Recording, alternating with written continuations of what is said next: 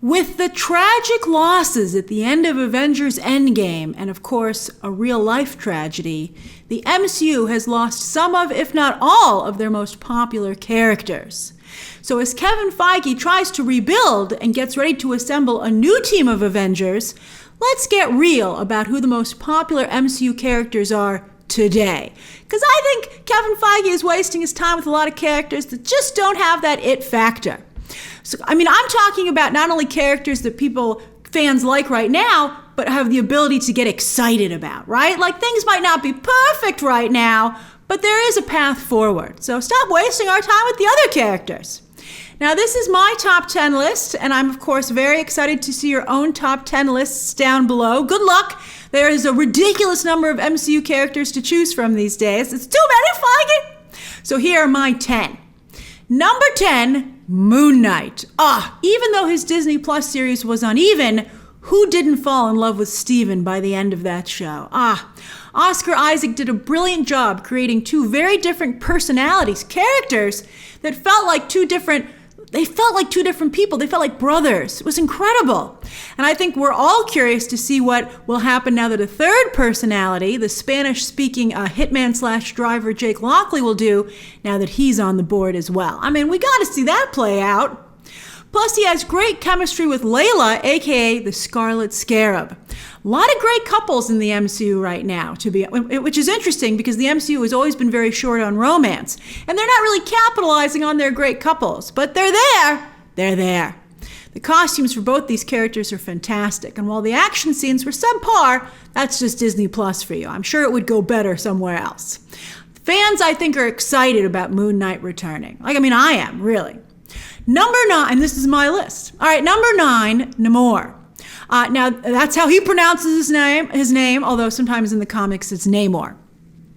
So anyway, now the action sequences for Namor were not only amazing, but were ripped right out of the comics. I can't believe that Ryan Coogler actually made it work. Like, why does a character associated with the water have wings on his feet? That makes no sense, but it was amazing. It's a hummingbird. It was so cool. Having Namor represent Mayan culture was also a great idea that I think really goes well with the character. And I think it was like an incredible sequence when he first came out of the waters of Wakanda to address the Queen and Shuri. He was literally dripping with charisma, and the music came in. That was amazing. And now another change that was made is that Talocan, Namor's home, his version of Atlantis, because they can't use Atlantis, but Talocan also has vibranium, just like Wakanda. And the whole world wants vibranium, no matter where they can get it. So this creates not only an interesting dynamic between Wakanda and Talocan, forcing them to be allies, as Namor predicts at the end of the film, but it also creates a really interesting dynamic with the rest of the world. Now, we'll see what happens with Tenoch Huerta's scandal, if he can even come back. But this character, an anti-hero in the comics like Loki, who sometimes is a good guy, really just has so much potential. And then, of course, fans are curious to see sparks fly between him and Vanessa Kirby's Sue Storm, who is coming up very quickly. So I think Namor for sure. Number 8, Yelena Belova. Why is she so low down? I think because she doesn't have superpowers. But wow, she's fantastic. Did Scarlett Johansson walk so that Florence Pugh could run? Black Widow fans, and there are some, thank you very much, myself included, we will never quite get over the injustice of Johansson never really getting a chance to shine in the MCU. She did get to produce her own film, but she wasn't very good at it, to be honest with you. I wish someone else had produced it. She didn't do a great job. But she at least got to pick her successor, and on that, she nailed it. Florence Pugh is just magic as Yelena Belova. Yelena Belova never really caught on in the comics. She was always just blonde Black Widow. But Pugh has made her a powerhouse of personality, not just in the first Black Widow movie, maybe we'll get more, but also her follow-up appearance in Hawkeye. She was amazing there. Here's a question for you. Can she top this mega braid? I don't know if she can, but I'm excited to see her try. That was a thing of beauty. Some fans have taken issue with an exaggerated focus on female characters in the MCU these days, but I think everyone will be excited for Yelena Belova as she and Bucky head up the new Thunderbolts team together. They said that maybe it'll just be Bucky, but it should be both of them. And will this be a new MCU couple as well? Some of you feel that Yelena Belova has a different background in the comics, but I think that Feige's going to want to pay homage to Bucky and Natasha in the comics, but since they can't do that, I think I could see Bucky and Yelena. I think I could see that. That would be, I think, actually a lot of fun. All right, number 7, Captain America, Sam Wilson. This one is tricky, and there's a lot riding on it. Not only is Kevin Feige putting a new actor and character in the Captain America suit, but he's changing the ethnicity. Now, this was already done in the comics with Sam Wilson, but it didn't really work out, so Feige's going to have to try and succeed where the comics could not. Falcon and Winter Soldier, I loved that show. I thought it was a brilliant conversation about race in America and highlighted that so many African Americans are in the military and law enforcement overall, and how they kind of reconcile that with how the society treats them. And I thought that was handled really well. And I'm so glad that the same creatives are moving over to the upcoming movie. And add to that Sam Wilson's natural leadership ability, including an empathy that is unique to him because of his work with veterans. I love that angle.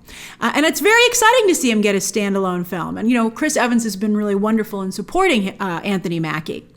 But while Anthony Mackie's Sam Wilson is definitely a stand-up guy, is he a leading man? I mean, he's getting a lot of assistance in his new movie. He's got Harrison Ford, a whole rainbow of Hulks, but that also means he has a lot to compete with, and we'll see. I hope this works out. I hope it does. It's really important to the future of the MCU. And I think to some degree, society. All right, number 6, Daredevil.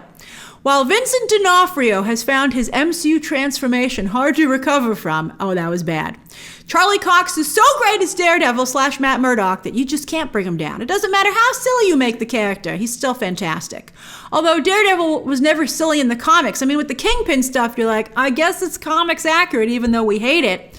But this isn't like what Daredevil, I mean, he does play the field, but I don't know what Feige's doing here. I'm nervous about the show, but the upcoming Daredevil show. But bottom line, fans love Charlie Cox as Daredevil, so he's coming in hot with this new Disney Plus show. And even if it's awful, which I think there's a chance that it will be, Charlie Cox's Daredevil will remain untouched. He'll still be beloved. But is he still dating She-Hulk, though? I have mixed feelings about that relationship. Although she's on my list, too. She's actually one higher at number 5, because she is so powerful. Now, yes, some fans absolutely hated her Disney Plus show, even though it brought back Daredevil. But that's not Tatiana Maslany's fault. She is amazing as She-Hulk. It's as good casting as Charlie Cox as Daredevil. No matter what they're made to do, you're excited to see what they do next, because it's probably going to be better because they're just so perfectly cast. And the real problem with She-Hulk was the writing. Tatiana Maslany looks great both as Jennifer Walters and She-Hulk. And we could get some really amazing action sequences once we get a writer who knows what to do with She-Hulk and have She-Hulk embrace her Hulkness instead of fighting against it. I mean, look how She-Hulk pops in this recent MCU concept art. I mean, we need that. I mean, I'm not giving up on this character. She just needs new writers. I think all MCU fans can agree on that. Number 4, StarLord. Ooh, I'm as surprised as you are. That's right, Mr. Chris Pratt. So not only on my list, but so high up. He's having a very good run at the multiplex lately, and no matter what you might think of his off-camera behavior, he continues to be really good on camera. I think he's great on camera.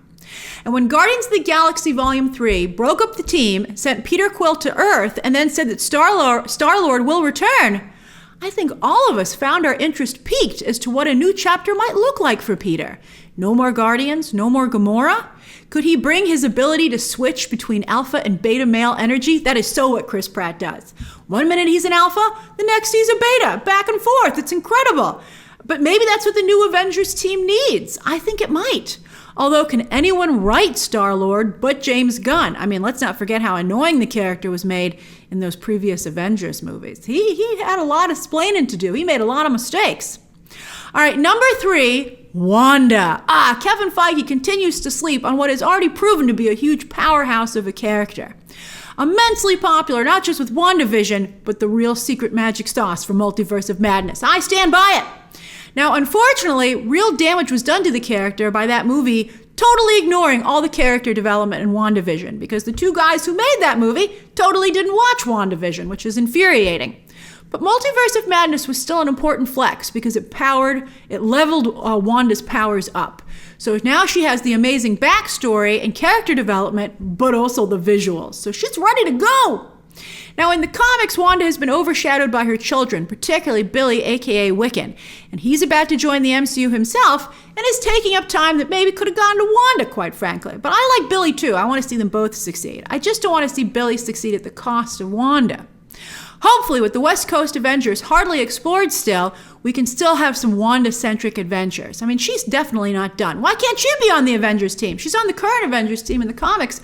I read those first 2 issues, and it just wasn't good, unfortunately. But, there's a precedent now. And she's been on the Avengers in the past, although usually they're fighting her. Also, speaking of couples, after their latest goodbye, we are all on pins and needles for Vision and Wanda to say hello again. Oh, what's taking so long? All right, number 2, Loki. As popular as WandaVision was, and it was popular, Loki still remains the most watched Disney Plus series, and he can still attract a crowd, at least according to the trades, with the season 2 trailer. Remember that Comic-Con back in the day where Loki just was an absolute sensation? I mean, he had a rough patch after that, but Tom Hiddleston was able to will Loki back to center stage, making him now even more popular than Thor. I mean, he started out more popular than Thor, then Thor became really popular, and now it's back with Loki on top. All thanks to Taika Waititi. But Tom Hiddleston's stewardship of the character means that fans know that when they see Loki, they'll be getting quality storytelling and filmmaking. It's exciting. Plus, a la Barbie, an amazing marketing tie-in with this new McDonald's campaign. I'm loving it. The god of mischief always has some tricks up his sleeve, and as the MCU loses some of its pep and ability to surprise, thank goodness for Loki. And then finally, who is the best character in the MCU right now? Let's see if we all agree. I mean, I think it's Tom Holland's Spider-Man, for sure, which is hilarious, because the character isn't even 100% owned by the MCU. They have to share him with Sony. Although you won't catch Tom Holland in any non-MCU Spider-Man projects. He's like, what? I didn't hear you, Amy Pascal.